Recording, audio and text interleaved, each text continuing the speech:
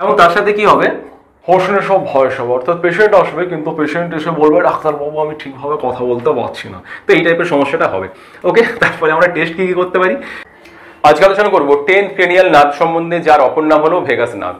এখন ভেগাস নার্ভের নাম কেন ভেগাস হলো, এর কারণ হচ্ছে ভেগাস নার্ভ বা ভেগাস শব্দটা এসেছে ভ্যাগাবন থেকে। ভ্যাগাবন শব্দের অর্থ হলো ভবঘুরে। তাহলে এটা কেন ভবঘুরে নার্ভ বলা হয়? বেসিক্যালি যেসব ক্রেনিয়াল নার্ভসগুলো আছে সেগুলো যদি আমরা দেখি, বেশিরভাগ ক্রেনিয়াল নার্ভের ডিস্ট্রিবিউশন কিন্তু হেড এবং নেক এরিয়ার মধ্যে সীমাবদ্ধ থাকে। বাট এই যে নার্ভটা রয়েছে এটা ক্রেনিয়াল নার্ভ হলেও কিন্তু এটা কি হচ্ছে, not all it supply the head and neck, it also supply to the abdominal organ.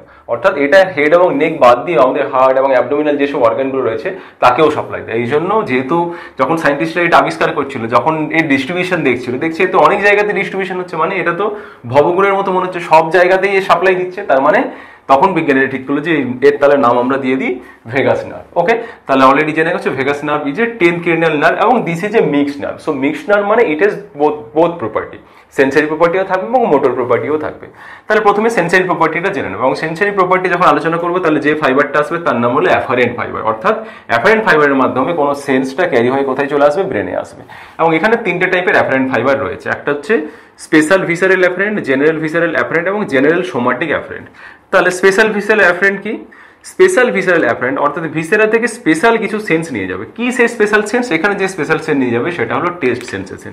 কোন পার্টের taste sensation? Posterior aspect of the tongue. অর্থাৎ এই যে টাংটা তোমরা দেখতে পাচ্ছ, টাঙের এই যে পোস্টেরিয়র পার্টের থেকে টেস্টটা কিন্তু ক্যারি করে নিয়ে যাবে। এবং আর এপিগ্লোটিস, এখানে দেখো তোমরা এপিগ্লোটিস দেখতে পাচ্ছ, এটা ট্র্যাকিয়া, এখানে এপিগ্লোটিস রয়েছে। অর্থাৎ এই এপিগ্লোটিস এবং পোস্টেরিয়র এসপেক্ট অফ টাং, এখান থেকে টেস্ট সেন্সেশনটা দেখো এই দুটো ফাইবার মিলিত হয়ে একটা ফাইবার তৈরি করেছে।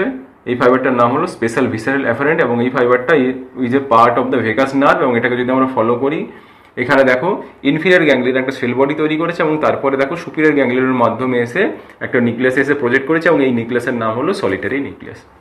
এরপর জানবো জেনারেল ভিসারেল অ্যাফারেন্ট, অর্থাৎ এফারেন্ট ফাইবার ভিসেরা থেকে নিয়ে যাবে কিন্তু জেনারেল সেন্সেশন। কি সেটা?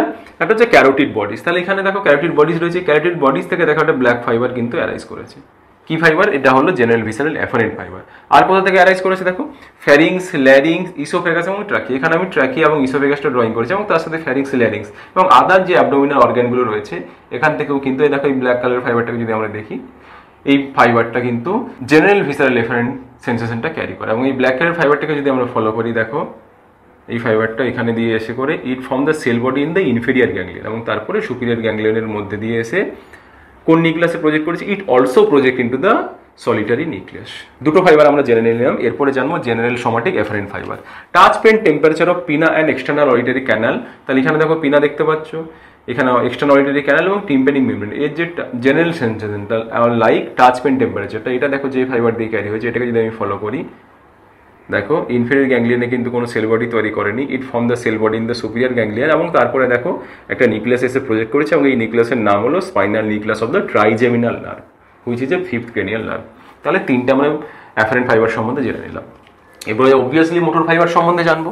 তাহলে মোটর ফাইবারের মধ্যে দুটো টাইপের মোটর ফাইবার হয়। প্রথমে যেটা জানবো সেটা হচ্ছে স্পেশাল ভিসারেল এফারেন্ট।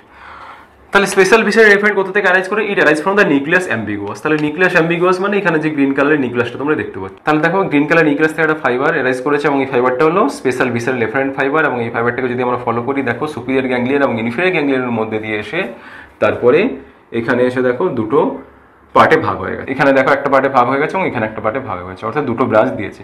এই ব্রাঞ্চটা হচ্ছে ফ্যারিঞ্জিয়াল ব্রাঞ্চ, অর্থাৎ এটা ফ্যারিংসকে সাপ্লাই দেয় এবং এর কাজ হলো সোয়ালিংয়ে হেল্প করে। এবং আরেকটা যেটা ব্রাঞ্চ রয়েছে সুপিরিয়র ল্যারিঞ্জিয়াল নার্ভ, এই ব্রাঞ্চটা দেখো ল্যারিংসকে সাপ্লাই করছে and it helps in the speaking. Clear হয়েছে? তার মানে যদি এই নিউক্লিয়াস অ্যাম্বিগুয়াস সে কিছু প্রবলেম হয় বা এখান থেকে যে ফাইবারটা অ্যারাইজ করেছে এখানে যদি প্রবলেম হয় বা ফাইবারটা ড্যামেজ হয়েছে, তাহলে ডেফিনেটলি পেশেন্টের দুটো প্রবলেম হবে, একটা হচ্ছে সোয়ালিংয়ে প্রবলেম হবে এবং ডেফিনেটলি ল্যারিংসে যেহেতু সাপ্লাই করে তা স্পিকিংয়ে প্রবলেম হবে। এই দুটো আমরা জানলাম। এরপরে জানবো আরেকটা ফাইবার মোটর ফাইবার, সেটা হলো জেনারেল ভিসারেল এফারেন্ট। কোথা থেকে রয়েছে? Dorsal motor nucleus of the vagus. এই যে রেড কালারের বড় নিউক্লিয়াসটা দেখতে পাচ্ছ, এটা হচ্ছে dorsal motor nucleus of the vagus. এখান থেকে তাহলে যে রেড কালারের ফাইবারটা অ্যারাইজ করেছে একে যদি আমরা ফলো করি, দেখো সুপিরিয়র এবং ইনফেরিয়র গ্যাংলিয়নের মধ্যে দিয়ে এসেছে, কোনো কিন্তু গ্যাংলিয়ন বা আদার কোনো সেল বডি তৈরি করেনি। তারপর রেড কালারটাকে যদি আমরা ফলো করি, এখানে দেখো অর্থাৎ এই রেড কালার ফাইবারটা কিন্তু এটা দিয়ে আসবে, আমি এটা দিয়ে না ড্রয়িং করে আমি এদিক দিয়ে ড্রয়িং করেছি। মানে এটাও ভেবো না যে রেড কালার ফাইবারটা মুখ দিয়ে বেরিয়ে যায়, সেরকম নয়, ঠিক ঠিক আছে। তারপরে এসে দেখো রেড কালার ফাইবারটা বোথ সাইডে দুটো ব্রাঞ্চ থাকে, মেইনলি ভেগাস নার্ভ বলতে এই ফাইবারটাকেই বলা হয়, বা dorsal motor nucleus of vagus থেকে যে ব্রাঞ্চটা বেরোচ্ছে এটাকেই মেইনলি ভেগাস নার্ভ হিসেবে ধরা হয়, এবং এটা হলো প্যারাসিম্পেথেটিক ফাইবার। ওকে, তাহলে এই দিকের এই নার্ভটা হচ্ছে রাইট ভেগাস, এবং এই পাশে আরেকটা আমি নার্ভ ড্রয়িং করছি, এটা হচ্ছে আমার লেফট ভেগাস।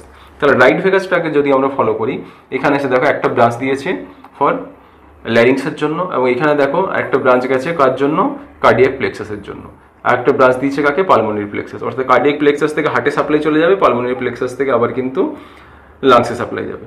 তারপর দেখো যদি আমরা ফলো করি পোস্টের রেসপেক্ট অফ হার্টের দিয়ে করে এখানে একটা প্লেক্সাস তৈরি করেছে, এর নাম হলো ইসোফেজিয়াল প্লেক্সাস, এবং ইসোফেজিয়াল প্লেক্সাসের পরে আবার একটা প্লেক্সাস তৈরি করেছে সিলিয়াক প্লেক্সাস, এবং এই সিলিয়াক প্লেক্সাস থেকে ফাইবারগুলো বা প্যারাসিম্পেথেটিক ফাইবারগুলো কিন্তু আদার যে আমাদের অ্যাবডোমিনাল ভিসারা রয়েছে বা অ্যাবডোমিনাল অর্গান রয়েছে তাকে সাপ্লাই দেয়, তাকে প্যারাসিম্পেথেটিক সাপ্লাই দেয়। এবং এই লেফট ভেগাস নার্ভটাকে যদি আমরা ফলো করি, লেফট ভেগাস নার্ভ প্রথমে দেখো একটা ব্রাঞ্চ দিয়েছে সুপিরিয়র ল্যারেঞ্জিয়াল নার্ভ, এবং এই সুপিরিয়র ল্যারেঞ্জিয়াল নার্ভ এসে দুটো ব্রাঞ্চে ভাগ হয়েছে, ইন্টারনাল ল্যারেঞ্জিয়াল নার্ভ এবং এক্সটার্নাল ল্যারেঞ্জিয়াল নার্ভ। এবং এই লেফট ভেগাস নার্ভটাকে যদি দেখি আমরা, এখানে অ্যাওটা থেকে আবার ব্যাক করে আবার এসে কিন্তু এই থাইরয়েডের এই পার্টটাকে সাপ্লাই দেয়, এবং এর নাম হচ্ছে রিকারেন্ট ল্যারেঞ্জিয়াল নার্ভ। এবং থাইরয়েড সার্জারিতে কিন্তু এই নার্ভটার ইঞ্জুরি হয়ে যায়, এবং তার জন্য কি হর্সনেস অফ ভয়েস হয়। এবং তারপরে যদি আমরা ফলো করি দেখো left vagus also supply to the cardiac plexus, it also supply to the pulmonary plexus, it's also supply to the oesophageal plexus, এবং তারপরে অ্যাবডোমিনাল যে ভিসারা রয়েছে তাকে সাপ্লাই দেয়। তাহলে ভেগাস নার্ভ বলতে মেনলি প্যারাসিম্পেথিক ব্রাঞ্চটাকেই বোঝায়।